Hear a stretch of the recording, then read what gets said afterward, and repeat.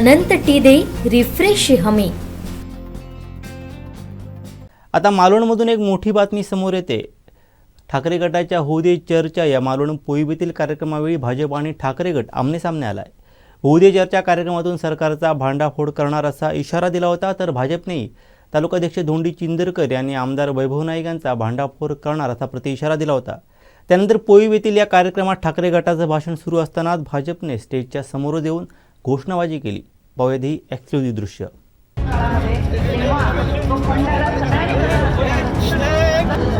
काहीही समजणार नाही, मग त्या केअर फंडाचा उपयोग काय याचा सुद्धा विचार करायची वेळ आली। तिसऱ्या बाजूने म्हणायला गेलं तर खऱ्या अर्थाने 35 रुपये तुरडा असलेली तुरडा आज 150 रुपये किलो आहे। आणि असं असताना सुद्धा आपण म्हणतो की महागाई वाढलेली नाहीये, बेरोजगारांना न्याय मिळत नाही। आज बेरोजगारी तितक्याच मोठ्या प्रमाणात वाढलेली आहे, तर न्याय कोण देणार? आज माझी ते महिला उभी आहे, प्रत्येकाच्या घरात एक ना एक बेरोजगार आहे, त्या बेरोजगाराला रोजगार नाहीये। परवा शासनाने जीआर काढला की तहसीलदार सुद्धा मानधनांवर घेणार आहे। मग त्याचं आणि चर्चा व्हायला ही चर्चा जेव्हा तुम्ही कराल तेव्हा तुमच्या लक्षात येईल की कुठे नेऊन ठेवलाय महाराष्ट्र माझा आणि देश माझा।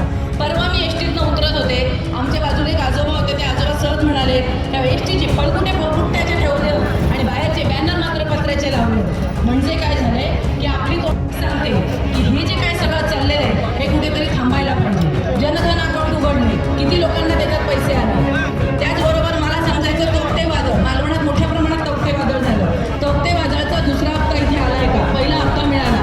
आणि या खऱ्या अर्थाने या भारताला जर आपल्याला वर काढायचं असेल 2024 मध्ये जे काय चाललंय ते उघड्या डोळ्यांनी न पाहता पुन्हा एकदा आपण जागृत व्हा। बाबासाहेब आंबेडकरांनी सांगून ठेवलंय उठा, लढा, संघर्ष करा। आणि आता संघर्ष करायची वेळ आलेली आहे आणि संघर्ष आपल्याला करायचंय। 2024ला खऱ्या अर्थाने यांचं शासन बदलायचंय आणि भारताला पूर्वीचे दिवस दाखवायचे। एवढं सांगते आणि सांगते जय हिंद, जय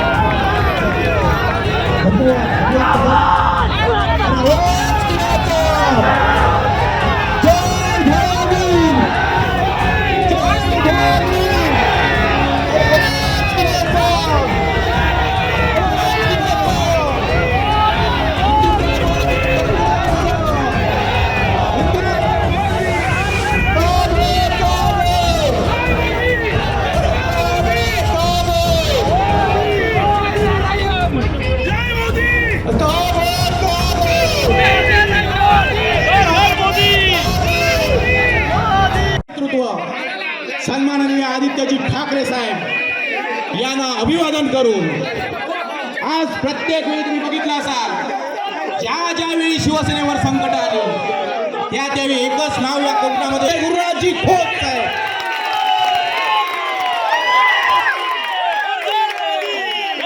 आमच्या या कुडाळ मालवण मतदारसंघाचे आमदार सन्माननीय ज्यांनी प्रत्येकाला धुळीस सारलं, भल्या भल्याना मी म्हणणाऱ्यांना परत घरात पाठवलं, ते सन्माननीय आमदार वैभवजी नाईक साहेब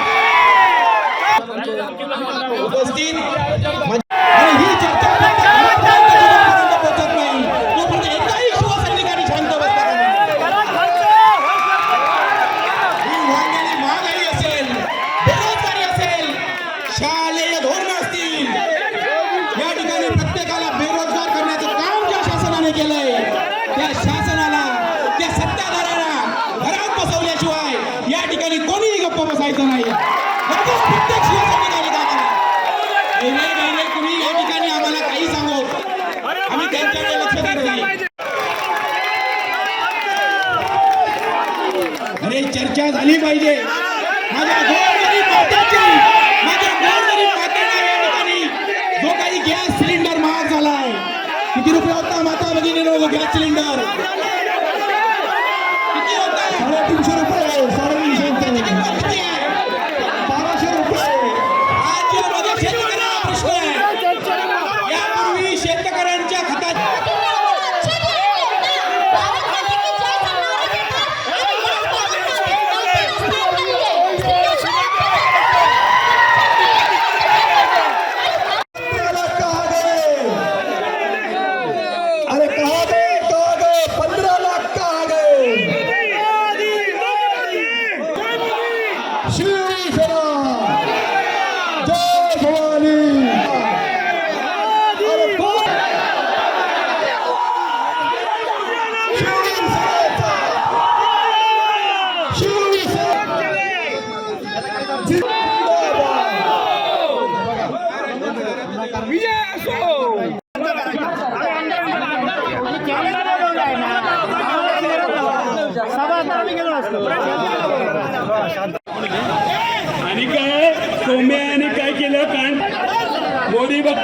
विचारा, मोदी भक्तांना विचारा, ते चॅनल बंद करायची का ऑर्डर खातात विचारायचंय मला.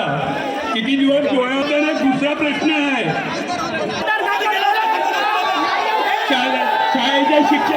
शाळेच्या ह्याच्यामध्ये एकतरी शिक्षक आहे का चांगला? मोदी भक्तांनी त्याचं उत्तर द्यावं.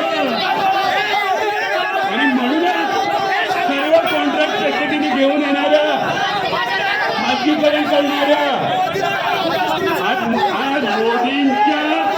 मोदी सर्वसामान्य जनतेसाठी काम करत नाहीये.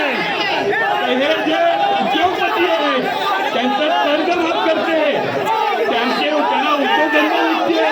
मोदी भक्तांनो, याचं उत्तर द्या, याचं उत्तर. मोदी भक्तांनो, दुसऱ्या गोष्टी करू नका, डोळ्या उघडा आणि मग तुम्हालाही कळेल की आम्ही सांगतो ते सत्य आहे. आणि म्हणूनच आज मोदी भक्त भडकले आहेत, मोदी भक्ती भडकले आहेत. त्यांनी शांतपणे आमचं ऐकावं, घरी जावं, आत्मचिंतन करावं. तुम्हालाही आमचं म्हणणं पटेल. मोदी भक्तांनो, म्हणून मोदी भक्त पुढचा सवाल असा आहे की या 9 महिन्यामध्ये पेट्रोल डिझेलचे भाव, 9 रुग्णालयांची नावं सांगा की जिथं 100 डॉक्टर दिले गेले आणि बाकीचे आरोग्य सेवा दिले. माझा पुढचा सवाल असा सांगा की या देशातल्या 9 विभागांचं, सरकारी विभागांची नावं सांगा की जिथं भ्रष्टाचार कमी झाला. 9 पदार्थांची नावं सांगा की 2014 पासून 2024 पर्यंत ज्यांच्या किमती स्थिर राहिल्या, कमी झाल्या. आणि माझा शेवटचा सवाल असा आहे, जामनेकारी तालुका प्रमुख आणि व्यासपीठावरचे वाचक माननीय उपस्थित.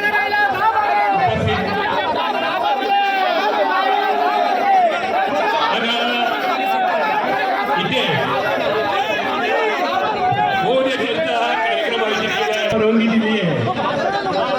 परंतु मोदी आमचे दिवसभरातले सर्व अपडेट्स, ताज्या घडामोडी आणि थेट लाईव्ह पाहण्यासाठी सबस्क्राईब करा, लाईक करा कोकणचं नंबर 1 महा चॅनल कोकण 7 लाईनचं YouTube चॅनल.